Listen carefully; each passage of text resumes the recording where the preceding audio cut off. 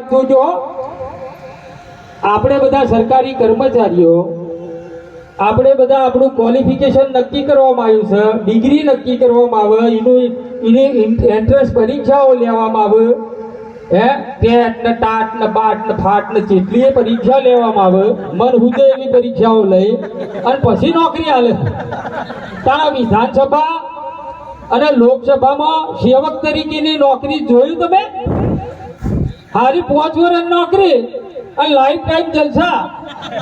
એમને life time pension, એમની કોઈ ડિગ્રી નહીં,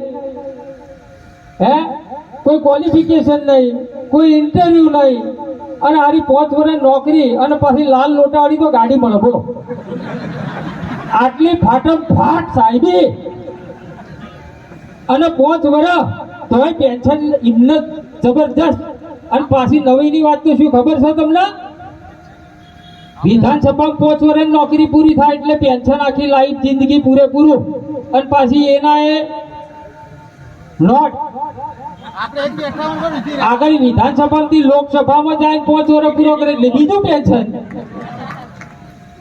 એમાંથી આગળ હેડે તો પાછું બીજી પેન્શન. એટલે તમને બબે તતડી પેન્શન 5 વર્ષ નોકરીઓમાં.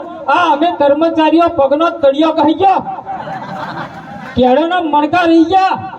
આ તમારા બધાની સરફરા કરતા કરતા તો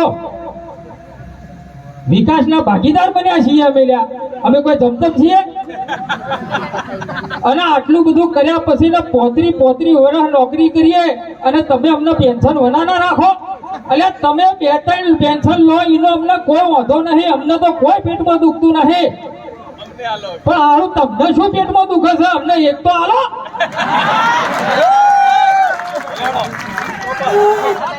એટલે તો ભાઈ તમારા હમણાં તો બધો બંધ કરજો. તમે 35 વર્ષમાં આવી જાઓ, 35 વર્ષ નોકરીઓ કરીએ અને પેન્શન નહીં મળે અને ઘેડા થાચું માતા તો કમાઈએ છીએ ને એટલે છોકરાને હારા લાગીએ, ઘરનો બહેરોને હારા લાગીએ. પણ પછી પેલું પેન્શન બંધ થઈ જાય, નોકરી પતી જાય એટલે કોઈ જીઆઈડીસી નોકરી નહીં રાખે. અને પછી તમે જોજો આ ઘરમાં છોકરોની વહુ ના બધા ખબરાવડાવી બોલાવશે.